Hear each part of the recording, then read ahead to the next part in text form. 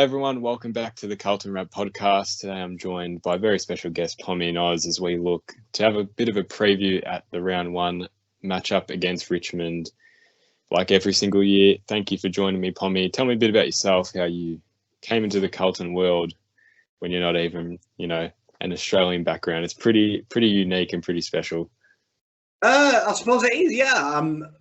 I fell in love with the game through family. I married into a Carlton family. My father-in-law pretty much laid it down to me that I have to be a blue bagger because I'm a Pom. So that offset the blow that his beloved daughter was marrying someone who was English. Fell in love with the club. Richmond versus Carlton sticks out. That was my first game in 13, actually there, seeing Judd go mental, and then pretty much the passion grew from there, really. I knew that I wanted to understand the game a bit more. And then, long story short, you see me on Blue Abroad, you see me on PommyInOz, and now you see me here. I've become a little bit of a staple for loving the game. So, yeah, massive AFL fan in general, but obviously Carlton are my first love. Well, I guess you're quite a strategy man, and you love sort of looking into the draft groups coming up, the prospects. Tell me how you sort of got into that and what interested you in that area of the game. Yeah, well, I think that comes from my round ball. So being a Rangers fan first and foremost before I was a Carlton fan, obviously the SPFL doesn't have the big budgets of the EPL and the big leagues. So genuinely you spend a lot of your time looking at the lesser known leagues, the young kids coming through the academy and things like that. So it's something that's always been kind of how I watch sport anyway. And obviously the AFL is kind of that on steroids. That's the only way really most teams repopulate their lists. So it was something that I really enjoyed doing. And I found when I first got into the game, you couldn't find anything about the young kids. You used to hear everything about the top 10 players. But then after that, it was kind of like no one knew anything. So, yeah, it was just kind of maybe that need. I had to know the answer. And then I suppose it's what I'm known for, isn't it? The draft. It's what people associate my voice with. Well, what's your favourite memory so far as a Carlton supporter? Because I guess you said 2013. I mean, from that period on, you haven't really seen anything. And I mean, neither have I really. But like, what's the memory that sticks out the most, whether it be good or bad? Well, obviously, if we take 13 away, I would probably say, believe it or not, and it might shock most people to hear this because it's a bit of love for David Teague, but probably the Brisbane game when Cripps went off, I'd say that is something that really does stick out because we were so low, I think, emotionally at that point. We'd just been battered by Essendon. We just sacked another coach. I think everything was at the lowest it's been. The rebuild was on the precipice of falling apart. And I think the high that you experienced the next week was just amazing, wasn't it? You'd gone from the lowest you'd ever been to you've just beaten one of the top sides in a canter. It was a really good feeling. And I think that says how bad we've been for 10 years that I've picked out a 20-point win to Brisbane as our highlight. Yeah, It really is that way. I thought, like, you think back and you only think of like these weird, like there'll be these round 18 games you'll think of, geez, that was amazing. And otherwise, nothing else. But now, look, we're going to hope things turn our way. But let's look to the pre-season so far, what we've seen. They played St Kilda, I think 3 weeks ago now, won by 7 points. I mean, that was more of just a trial and error sort of game. And then obviously the Melbourne game, which was held a bit more importance to all of us, I think. And I think we all struggled to go into it thinking it's a practice match. I mean, I know myself, I took it really seriously. Like I no one wants to lose at all in general, but like, I just thought it would be good for that group because the last, 2 or 3 years, they generally go into round one on a loss in a preseason. And you might look at it and think, geez, doesn't matter, fresh start. But I was quite happy with it. And without sounding too optimistic, I was very pleased with what I saw out of the preseason. Give me your thoughts on it. What did you make of it? Are there improvements? Are there obvious improvements that will actually make a tactical difference going into round one? I mean, to answer your question like easily, I thought even to the naked eye, without looking at any numbers, I thought you'd have a hidden agenda if you watch Carlton Football Club and say that they hadn't looked like they'd improved anywhere. I thought this was the first time I've ever watched Carlton and actually said, Jesus, they've maybe worked on something in the off season. And I think it was evident. I mean, I think the most obvious one with the St Kilda and the Melbourne game, we won the tackle count. So that is a huge one. Carlton in the last 50 games, which is the Teague reign, have only won the tackle count just only 16 times. So that is a huge thing. I thought the tackles around the ground were obvious. Scores from midfield chains, we were bottom 2. We're now averaging 71 points from that alone last week against Melbourne. And the tackles inside 50, only 17 times have we had players with more than one inside 50 tackle, when it was one of 10 times in the last 50 we've had 10 inside 50s or more, which are probably the two major stats that you look at for the top 8. So I thought that's one thing we've heard power a lot from Voss, powerful brand. I thought we got that. It's the first time I remember a coach telling me they've worked on something and we've actually seen it. I remember last year, that was a big thing Teague said, inside 50s, pressure. And we were averaging 3 inside 50 tackles. And you were kind of like, oh, well, maybe it'll happen in the season. I think the big thing to be confident about is they've done it in practice. So that says to me, it shouldn't be too hard for them to replicate that in a game.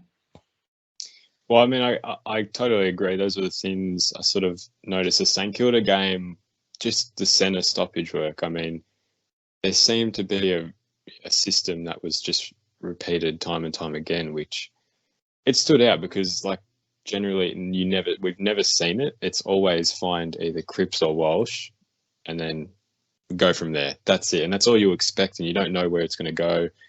Whereas now they just worked in like really good synergy in that midfield. They knew where it needed to go, which I've never seen so far. But I don't like to get too optimistic because you never know. It can go into round 1 and it just completely falls apart. So that's why it's good things to see. Definitely the pressure against Melbourne stood out by far. I didn't expect to see what I saw. It was like they took it seriously, which I'm really happy they took that game seriously for at least 3 of the 4 quarters. They had some intent in the way they played, whereas we go back 12 months ago to that St Kilda game and it's just trial and error. It was just another trial and error game. And I think when you concede 126 points, it's nothing to be smiling about going into round 1. So I was very satisfied. In terms of the forward line, it was sort of a bit of a talking point. What's your ideal lineup just across the whole season when you look at a forward line? Because I think we've got quite a lot of options, tall and small.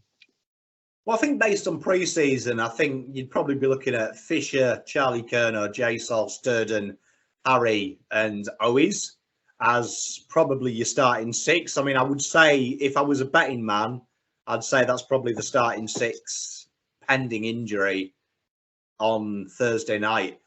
I think there's a lot of options, though. I do think that while Durden and Owies are very good, they're very pressure-based, particularly Durden stood out. I do think it lacks probably a little bit of creativity, and that's where I'll be keeping a close eye on Mr. Motlop. I think he stood out a little bit in the VFL game.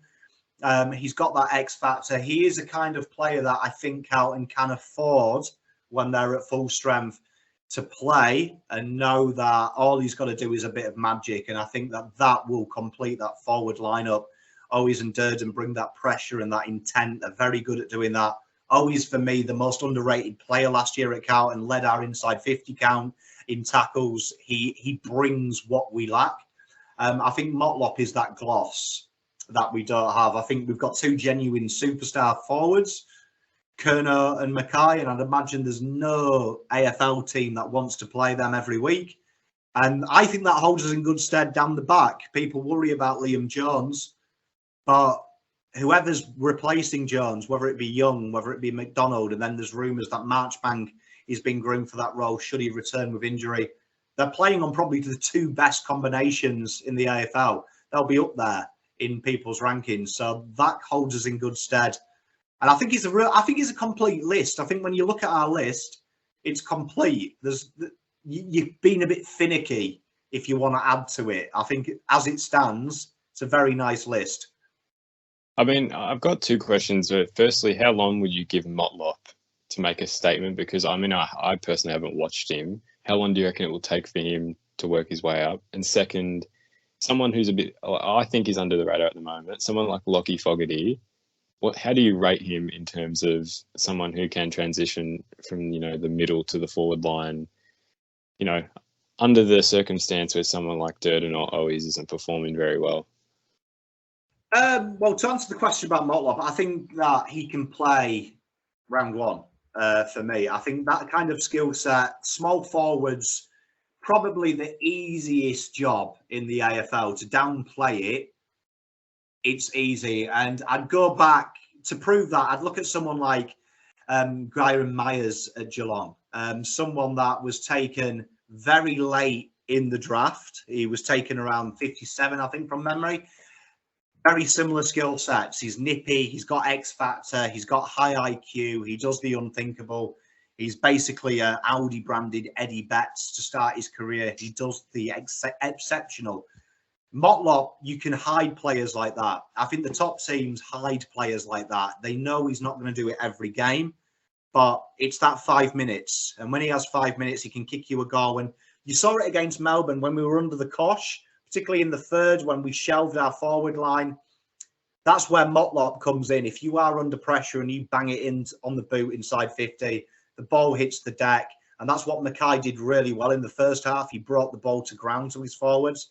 That's where Motlop could snag you 6 points and suddenly just edge the momentum away. So for me, I think Motlop would be someone, I'd be shocked if we don't see him by round 5, to be honest. I'd be shocked if he hasn't been thrown a token game and said, look, go out there and have a bit of fun. As for Fogarty, I like Fogarty. I think he's going to be someone that we're looking at now as the next best. I think potentially he could have an argument to get into the first team, but if he's our 23rd player, Carlton have improved. And I look at Noons as well, another guy that 23rd player, a guy that we signed probably for depth and became best 22. If you've got Noons and Fogarty as your next in line, that only improves the juniors coming through, because if they can surpass Noons, they can surpass Lockie. They're both experienced boys. They've played a decent amount of AFL. That is a good thing. But I do like Fog. I think I've got a feeling Voss will pick a 22 based on opposition at times. I don't think he'll pick it on who's playing well or who's in form. I think sometimes he'll do horses for courses. So I wouldn't be surprised a heavy contested side. You do see Kennedy and Ed Kerner suddenly come out. But then I wouldn't be surprised that if you play a doggies, he probably drops Kennedy and goes with bringing Walsh in for that game and says, look, we'll go a little bit more expansive and take them on 1-for-1. So I think it'll be an interesting time moving forward. I think Voss will be a bit of a tinkerer. Well, it's relieving to see a bit of versatility within the squad, because I feel like in the last couple of years it's always at the point where they just recycle the same squad again and again and give the same guys chance after chance when they haven't proved their worth, really. So it is a bit calming in a way to know that you can go in and maybe see some changes for a good reason. So I do agree with what you said about Voss changing it up. I think it will be a week by week basis. I don't know. I just don't think the same squad is really a great idea against, we saw that against teams last year that really ran us off the park due to the, squads not being really manageable against others. We'll look back at last year, so 2021 round 1. I went into this thinking we were going to lose, and we sure did. I've never gone into round 1 thinking we'll win. So the final score was 105.80. So we lost for 25. It was very similar to 2020. Yeah, 2020. I came out of that very, I expected what I saw. I expected them to stay with them for the majority of the game and fall away at the end. This is the moment, and I don't know if you remember this is the moment that told me we weren't winning that game. It was Harry Mackay marking, turns into the goal square, gets caught for holding the ball. and we're only down by 4 points. And it was like the third quarter, the start of the third quarter, and I said to myself, "That's it. That's your game." Because I knew mentally Richmond had it over us at that point, regardless of what happened for the next 40 minutes, 30 minutes. But what was your take on that game? I mean, it's a long time ago now, but what do you remember of that? Well, I think when people talk about pre-season doesn't matter, and I tried to push that message this year a lot on Blue Abroad and on my own show, that don't read too much into the results, read into what they're doing a little bit more. And I remember when, if you go back, it was St Kilda and Essendon from memory in pre-season, and we looked really good going forward, but then we ran out of legs both times in the fourth quarter. Like, I remember St Kilda, my wife was watching it with me, getting excited because St Kilda just started taking the Michael really in the fourth quarter. Like, if that game had gone on any longer, they could have scored 200 points. And then you saw Richmond, you saw that for a half, it looked pretty good. We were going, if it was a boxing fight, you'd probably split the rounds. But then that fourth quarter happened, and then it was probably started to happen 10 minutes into the third. You saw they just weren't as fast. They just couldn't keep running. Everyone looked a little bit faster at Richmond all of a sudden. And that was kind of the catalogue of Teague, wasn't it? It looked good for the first half.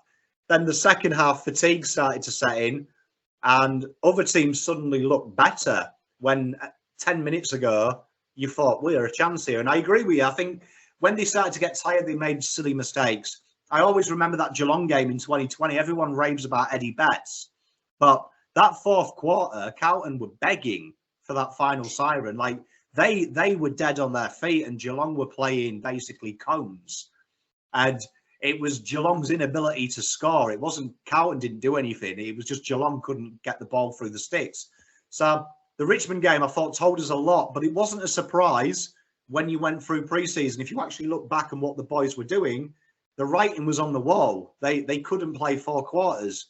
And ultimately, we had the season we did, which I think a lot of people have said there's faith in that season. I actually put last season up there with 2018, because 2018 we were just rubbish. Where, I mean, you look at some of the names on that 2018 list, it's hard to believe that they were actually professional footballers, let alone talking about systems. Some of them guys on that squad were garbage, let's be fair. Aaron Muller, case in point. I was just going to say Aaron Muller right there, and that name stuck out for me. I was like, that's a bloke who should not be getting a run in a senior team. Do you know what I mean? Played 13 games that year, and I remember we delisted him, and I was like, we have played him literally every time he's fit. How is he being delisted? But there were so many players that year. Sam Rowe, God love him, he's a trier, but is he 17 games worth of being a footballer? Mullet and players like that, Cam Paulson, Gartlett,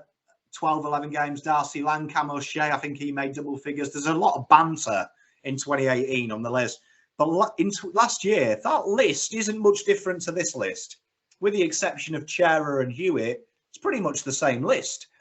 But that's why I hold it worse than 2018, because I thought last year they were in pole position to make finals. There was no excuse.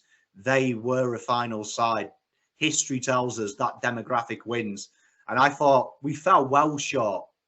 I don't care what the ladder says. I thought we were miles away in terms of ability. So I think the Tigers game was the warning that we probably didn't know. And then obviously we had the Collingwood game. And if anyone wants to ever say Carlton could have made finals, watch the Collingwood game, because that was probably the worst performance ever by a blue side. It's like 100% agree with what you said. I don't compare it too much to 2018, because I think it was just a coaching problem. So I'm not like, I want to see if this group performs well under Voss, you clearly, I look at 2021 and I can erase that quite comfortably. Otherwise, if they don't under Voss, then I can say, well, then it's a player thing. But my thing with the fitness, and that was something that killed us heaps. I mean, that Sydney game stands out. I mean, we're only down by like 3 goals and there was 11 minutes left, and they gave up. They still didn't bother, and they were well within reach of coming back. That Melbourne game, I'm not sure. I'm not sure if that was just them just taking the foot off the pedal or not. but I'm starting to get the sense, even from the St Kilda game as well, that they're a team who wants to get ahead really early, and they'll stamp their authority within the first quarter or so. So they have some breathing space. So if they do fall flat, they can make up for it later on. That's the way I'm going into it this season, which yet again, it's optimistic. I don't know if it's really their intent, but it's a good intent, I think. What do you think about it as a sort of a way to attack the game? Well, I think that the P word at Carlton is why we've been rubbish for 5 years, and that's pressure. And one of the most underrated forms of pressure is scoreboard pressure. An archetype of Teague's game style is a lot of inside 50s. And that was a big thing Teague used to pick out on. We won the inside 50 count. That is all well and good, but if you can convert them inside 50s, scoreboard pressure does some things to people. And I thought what you saw Carlton do, and not many people have talked about it against Melbourne, is in the third quarter we were peppered, but we were outscored by, I think, 9 points from memory. We controlled the footy, and we were able to control pressure being brought to us because of that scoreboard pressure. We could afford to make a mistake because we were so far ahead.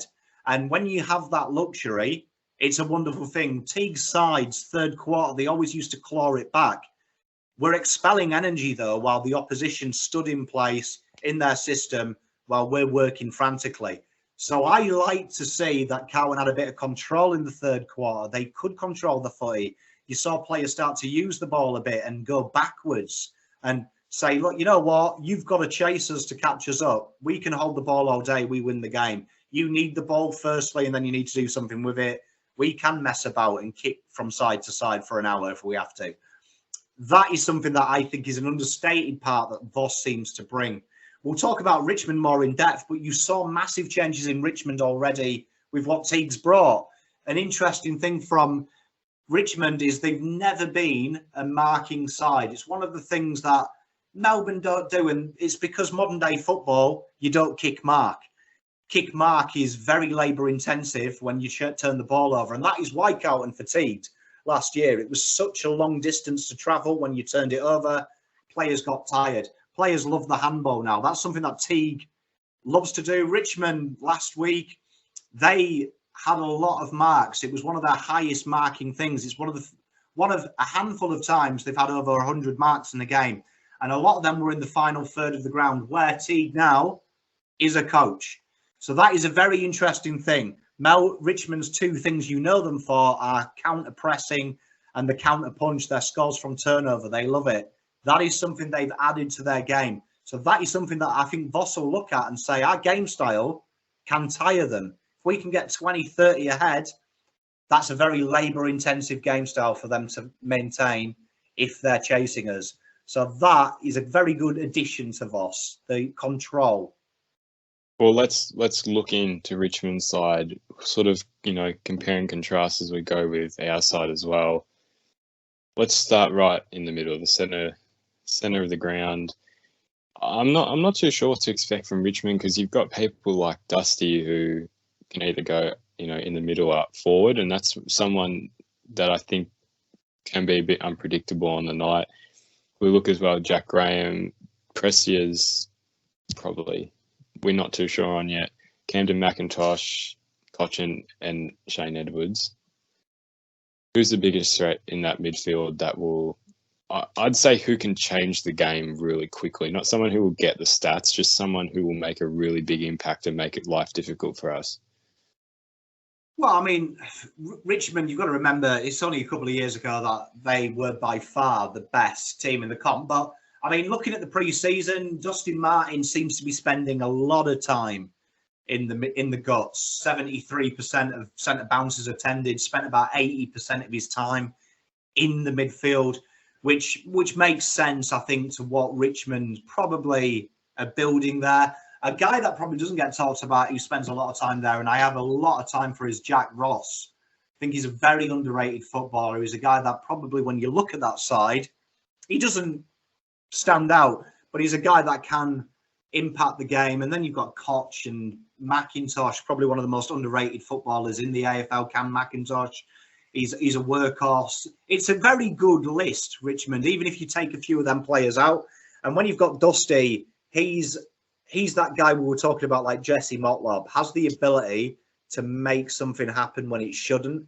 And he'll be a guy that, if you've got Dustin Martin in your team, you're never losing a game all the time. He can bring you out of the depth, and he does it all the time for Richmond. There's times they lose games, they should lose games, but Dusty gets up and about, and you see it affects the team. They're like, Dusty's on. All we've got to do is get the ball to him. So they're a threat. They're a threat, but I just don't think they're as good as they used to be. And I think there's writing on the wall from the pre-season and how they structure that. The sands of time are undefeated, as they say. They never lose. Father Time wins every fight. And I think there's hope there for Carlton that we can hurt them, because Hawks hurt them in the corridor, through the clearance work, through pressure. There are three things Carlton brought in abundance in the pre-season. And the Hawks, let's be honest, are bottom two. So Carlton should fancy themselves. I mean, when I look back to last year, the thing I thought that killed us, and this is where, you know, we look at getting ahead, the scoreboard pressure importance is, like, they killed us in transition from turnovers. And I think that's probably, I mean, I can't say off the top of my head, but I would assume that's where they got quite a few of their points from, is that turnover transition through the middle, because their winners would always push out wide. They'd have two or three that would jet through the middle, and then have options that would just, you know, lead out. And we were pretty slow, and especially, you know, it came down to those last quarters and we'd absolutely fall apart and we could not keep up with them. They're quite a fast team. Whether they're the same this year, you know, it's to be seen. They still have quite versatile players who are able to move out of their positions and, you know, move forward in a completely different pattern that they weren't even in to begin with. I guess when we look at the most important things to keep stable during the game when we're transitioning to, you know, make sure there's no turnovers and we can get back in transition, who are the most important guys that make that change? For me, it's someone like Hewitt that I think can make a really big impact stopping that turnover transition. But who is it for you? I think it comes partly down to the way the boys move the ball as well. I think what you saw, my highlight against Melbourne was Mitch McGovern, I thought summed up the new Carlton. He made two horrific mistakes in the first 10 minutes that resulted in goals. But the intent was there. That corridor kick, take the game on. When you're under pressure, the worst thing you can do, and this is what we did under Teague, was we go long and we give the ball back. The best thing you can do is somehow find a way to break the line and get out of there. And I remember last year, just looking at the numbers now, Richmond scored 45 points more than Carlton from defensive turnovers, which is huge, And that's what they're known for. I think that is something that they're very good at. Their ability to transition the ball as well hurt Carlton. 45 points from defensive half turnovers. That is amazing. Like, that is nearly half their score. So what Carlton need to do is what they did. You see Mitch McGovern, he looks for that corridor kick under pressure. Then you saw Sard being released by hand and saying, look, you know what, we can't kick through it. We can't handball through it. You're the fastest man on the planet. Run through it. And that's what Carlton did really well against Melbourne. They got past that first line of defence. Once they were out of there, everything changed, because then the team has to adjust you're playing against. That's what I think our back line is underrated. And I think when you add Doc to that, who's another guy that likes to take the game on and is confident with ball in hand, I think Carlton have got a lot of tools at their arsenal to offset the threat. And I think that is going to be the big thing with Richmond. They're happy to concede possession because they're back themselves in with players like Jaden Short, who can get the ball off half-back, free kicks later, it's a goal. That is what Carlton need to be wary of. But the way you beat Richmond is not being scared. And Mitch McGovern, whoever it is, has to make that mistake at least once or twice. And then the third time he hits the target, he carries on doing it. The minute Carlton resort to kicking down to the flanks, which is what they did against Richmond in the fourth, game over. Richmond get the ball back, they score. So that is where I'm looking at. And I think Sard will win us the game. I think Sard is going to be the man that wins Carlton the game against Richmond? Yeah, it's an interesting call. There are quite. I think when we look at someone who can win the game, I don't see anyone in the guts winning the game. I think it's one of those half-back wing players that will sort of, determine the flow of the game. I think the thing I saw last year was with the guts of the ground is that if Cripps wasn't communicating, neither was anyone else. And I think that's why I'd like some more reliance on the guys on the outside to make more of an impact and direct them around. That's the way I'm looking at it. We'll look into Richmond's forward line, our back line. I think Richmond's forward line is quite similar to us. What I saw last year is that they'll go in, try and find their talls, but their smalls are equally as dangerous, where they'll crumb and they'll find something and snap whatever. I think we do that equally as well as Richmond, and I've noticed that's even improved. You saw Durden always popping up with a couple goals, but they didn't have to do a lot. They just had to wait and time themselves and get in the right positions, and they got the reward. A quick overview of Richmond's forward line. Of course, Lynch, Rewalt. We're going to expect Dusty a tiny bit. With, I think Castagna might come in, or Sydney Stack, just due to some of their outs. I'm not too sure. Shane Edwards. Oh, no, sorry, not Shane Edwards. Shai Bolton and Kane Lambert. What's the most important thing for the back line to make sure of? Because I thought this last year, I thought you need to place an emphasis on winning the ground ball when it comes in, because you're going to have to accept that you're not always going to win every contested mark that goes up. So Lynch and Rewalt are going to score, but you can limit their scoring by winning that ground ball. But what's the biggest factor for you? I think you've hit the nail on the head. I think that what Richmond do really well is, I think Richmond have one of the, when you look at the stats, Richmond are the most one-dimensional attack in the AFL, because Lynch and Rewalt are the 4th and 8th most targeted forwards in the AFL. So it's literally like Richmond reveal their game plan. We're kicking to them two guys. So that'll come for Carlton in another way. Castagna, his entire contract is based on playing Carlton twice a year. He loves playing us. He feeds at the feet of Rewalt and Lynch. So Carlton know that the ball's going to hit the deck. I think hope for Carlton is we set up around the fall of the ball incredibly well. That is a big improvement under Voss. We don't assume the ball's been marked anymore. We have people out the back and in front of the contest in case the ball spills. So then you're looking at whoever your lockdown is. So whether that's Plowman, could be Boyd. We know that Voss has got a soft spot for Boyd as a lockdown defender. You've got Stocker to come back. He won't play round one though, but that is going to be an important battle. Who is going to be the guy who stops it? And I think Mitch McGovern may be the third defender in this one. It's going to be incredibly important he does what he does against Melbourne, and that is looking to intercept, because that is where Richmond float it in the 50 to Lynch. You're looking at whoever that third is to get there before Lynch does and intercept it. And if Carlton can do that, you take a huge scoring chain away from Richmond. They don't like playing the ball inside 50. They have a method. It is that target into centre-half forward. If Carlton can take that away, it kind of opens the rest of it up.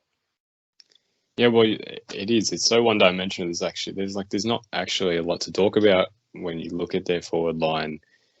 And they've done the same thing to us year after year. Nothing actually changes, at least drastically. So I don't know. I think you can prepare very well for this game, but I think when you're actually in it, I think Richmond are really good at changing things really quickly. They're quite unpredictable going up in for, as much as they'll look for Lynch and Rewalt, you don't know where their smalls are sometimes, and that's sort of where it's not as predictable. So I'm interested to see how quick we are to change, and that's what I've liked seeing from the pre-season, where Melbourne got on top really quickly and we quickly switched it, which with Teague, 5 goals, you're out. You're game over. So it's more of a coaching thing. I think it will be interesting to see how Voss approaches it during the game rather than before the game, because I'm still not even too sure what to expect from Richmond, because I didn't, I said to you before that I hadn't really watched them after like the first game, because they piss me off that they beat us every time and I just don't watch them. I mean, do you see that in the same way where it's more of a coaching aspect during the game rather than your actual preparation?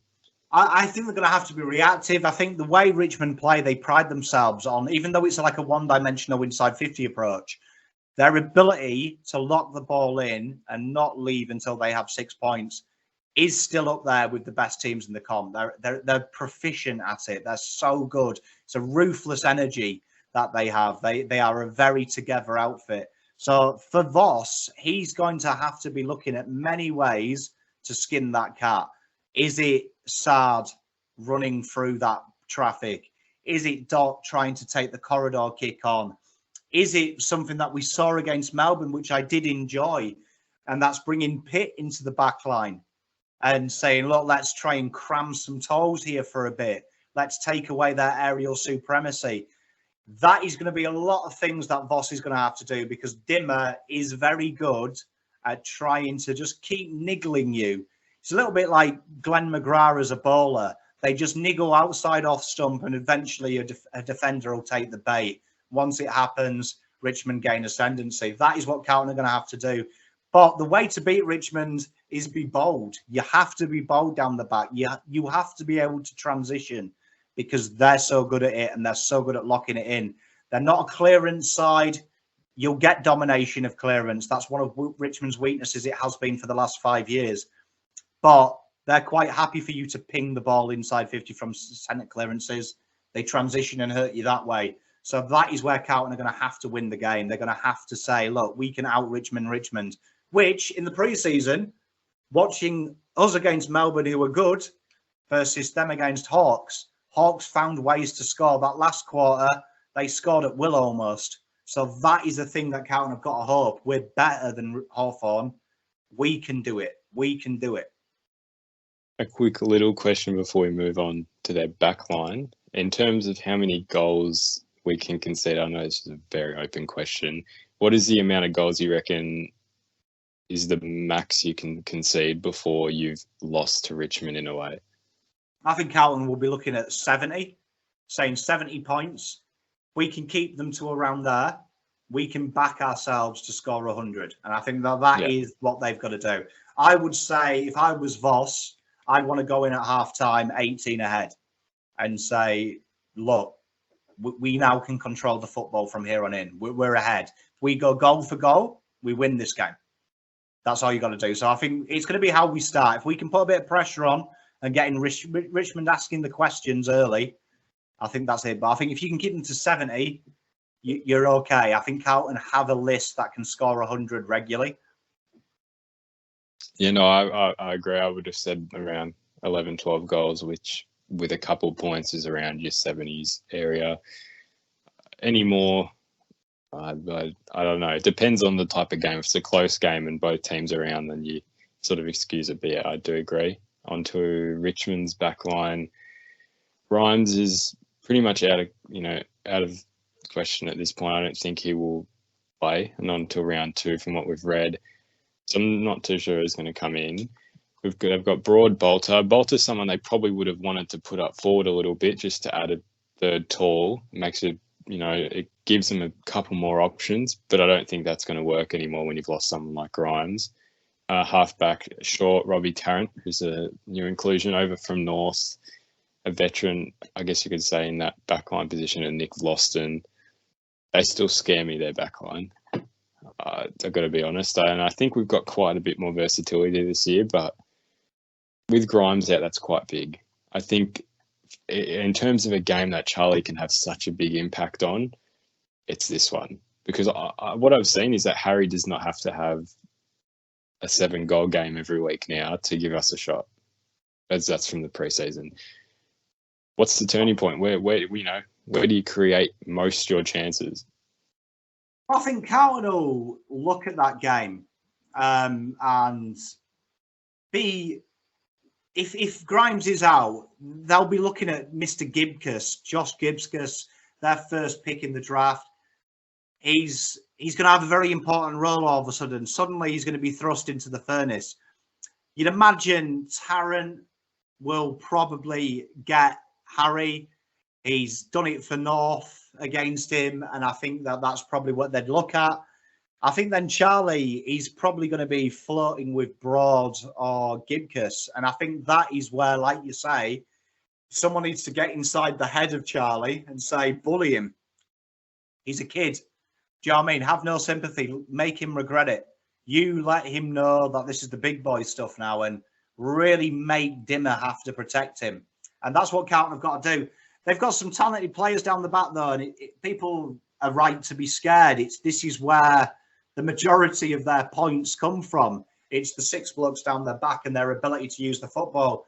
Jayden Short, for me, one of the best players in the AFL. He's an absolute phenomenal player. And if he gets his hands on the ball 25 times, you probably lose the game. So it's going to be interesting that the forwards, what they do. Does he play Durden in that role of every time Jayden Short gets the ball, I want him crunched? And take that avenue away and say, look, he's their best ball user. Let's remove it. A bit like St Kilda did with Geary against Carlton with Doc. Yeah. Maybe play that role and say, look, live with him. Does Voss maybe say, you know what, let's put Ed Kerno there and say to Ed Kerno, every time Jayden Short gets the ball, tackle him. That's all you've got to do. But there is a lot of worries there. But I think Grimes is a huge out for Carlton, because I think Tarrant can't keep up with Harry, which means whoever goes on Harry's going to have a bad time. And I can't see Gigkus or Broad giving Charlie much trouble. And they do like to rotate. When they have played traditionally under different coaches, they rotate. One thing I noticed with Voss is he's copying Port Adelaide. They rotate the matchups very, very, very frequently, which is what we used to talk about when Port beat us. Carlton get used to the same matchup. Port change it. They like to float different players through different areas. So I think Carlton have got the advantage in that forward versus defence battle. It's about maximising it, and Gibcus would be the guy I'd target. I'm actually happy that we're talking about Richmond struggling in terms of our tours, because I think the way we'll win it is through our smalls, funnily, because last year we killed them with our smalls. The amount of goals off of, just ground ball gets when the ball, contested ball would go in and it would go to ground, we'd kill them. And, I remember like O'Brien, Owies wasn't playing at that point. A couple smalls I do remember that were popping up and scoring just around the contest. I think we still have the upper hand, because Richmond smalls get sucked into the ball very easily in anticipation of transition, that the ball will come out and they'll get it. That's the most important thing for me. And someone I think, yet again, I'm going back to 2020, someone who I think will have quite a big impact on this game you won't expect to have the impact is someone like Jack Martin. We're assuming he gets into that 22. He's someone I think you don't expect a lot from him, unfortunately, anymore, but we know the talent he has. And I think with Richmond, assuming the ball will go to someone like a Harry or Charlie, Jack is very versatile and he'll be able to run in, gets to open space, good with good in the air, good with his hands. That's someone for me. I don't know. What do you think, Smalls? Who's the biggest impact?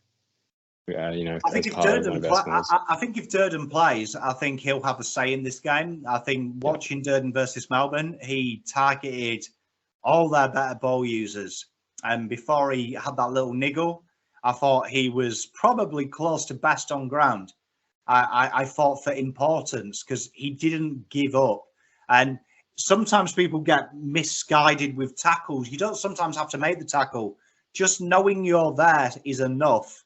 And if you watch Carlton play for the last 5 years, just them footsteps do weird and wonderful things to the ability to kick. And I think if you're a Jayden Short and Durden's on the field, every time you kick the ball, he's going to bump you at the end of it. Every time you get the ball, that annoying little guy is going to be there. I think he'll be important. Then I look at Owies as well. I think he's going to have a part to play. Last year, it was Mickey Gibbons. And that's who I couldn't think of yet. Yeah, it was Gibbons who was having a field day. Owies and Durden are 10 times the footballer Gibbons is in the forward half of the ground. So they're too important. And it might be the day we talk about Motlop. Voss might surprise us all and go, you know what? Here's your chance, Jesse. Here's your shirt. Go out there. Have a bit of fun. because I do think, and I think Martin's going to be a guy, like you say. I think Fisher, really relishing football at the minute. He's going to be another guy that will probably pop up with goals and fancy himself. I think there's a lot of players there at Carlton who, if we had them in the dressing room now, said who's going to win the game, probably 15 of the 22 are probably going to put their hand up and say it's going to be me. Yeah, it's a fair point, and there's so much optimism. I just don't want to come out of this and we lose and like, oh, this bloke didn't do anything. This bloke didn't do anything. It's all hopeful. Final segment, expectations, predictions. I'll quickly start with what I think, and I said this to you before as well. I think if it's a close game and we're going in, let's say, relatively similar to last year, let's say in the last 2 years, I think Richmond have it over us just purely because of the mental aspect where they've been able to run us out of the game with the remaining 10 minutes. I think the way to win in this is like the last 2 practice matches. You need to start well against them. And I know we've done that. We did it in that 2018 year with that list where we got off to a 5-goal start. But a 5-goal start with this team, I'd back us much more to sustain it. I know I'm going to assume Richmond will come back at a point, but I think, like you said, scoreboard pressure does a lot to a team. It'll, they'll put a lot of effort into getting back into it, and it comes to those last 5 or 10 minutes, and you've got a bit more energy than you had during that time. So that's where I'm at. If I had to put a prediction on it, look, I always say we lose. I'm going to stick with this and hope that I'm surprised. I'm going to say Richmond by 9. I mean, I can see your argument. I can see why people are nervous. I mean, I would say I can't understate the importance of this game. I think this game is that 2017 Richmond versus Freo game where they were having a bit of a bad run, and suddenly the questions that the press were asking, oh, we've seen this before from Richmond, flatter to deceive, they lose, and they go in their shelves. They finished that year really strong and never looked back. I think for Carlton, the big question mark anyone's got is all this list has started 0-1. Always. Yeah. Richmond talk about it as this is Carlton's grand final. That is saying where we are as a football club. People look at this and go, well, it's Carlton's only game on prime time. They'll enjoy the day out. I think psychologically this is a big thing. But if I was the coach, I'd be looking at this game and saying, you've just beaten the best midfield. So people have made excuses for Melbourne. Melbourne have been very adamant this year that they're coming in this to win it. Goodwin's words, no one remembers you winning one flag. It's about doing it the next year. They've come in with a bit of intent. Against North Melbourne, they were ruthless. The difference between us and North Melbourne, we pressured them. We pressured them at every opportunity. It wasn't easy. North Melbourne are in a rebuild. We're a full finished article. Carlton should be looking at their midfield versus our midfield, Melbourne's midfield versus Richmond's midfield, saying we dominated that. We dominated the best midfield in the comp statistically in Melbourne. We should batter Richmond. That is psychologically what I hope they think. What do I think happen? I think it's going to happen 2 ways. We're going to lose, option 1. Option 2, Carlton run away with it. And when I say run away with it, I'm talking 40 plus. I genuinely believe that in the bottom of my heart. I think you'll see a lot about these boys that I saw it with Cripper in the 3rd quarter. The chest started to puff out. There was that mentality in Cripps of, I'm back. I'm back. Against Melbourne, he was bullying Oliver. Keziah Pickett, loved it. It was Cripper going, you know what, I'm back. This is my time. That is what I hope the boys have, and I hope Voss channels it. Half-time, Carlton at 20 ahead. My team talk would be, just remember how many times we've gone off this field and they've laughed. Let's make them suffer. Make them suffer. I want 60, 70, 80, 90. I want Dusty to take a break because he can't play football anymore because he's so down after that loss. That is where Carlton needs to go. And I'm honest, it'll be a loss or Carlton win by 40 plus. I think, and I think it's the latter. Call me stupid, call me mental. I just think this is the time now. These boys have to right a wrong.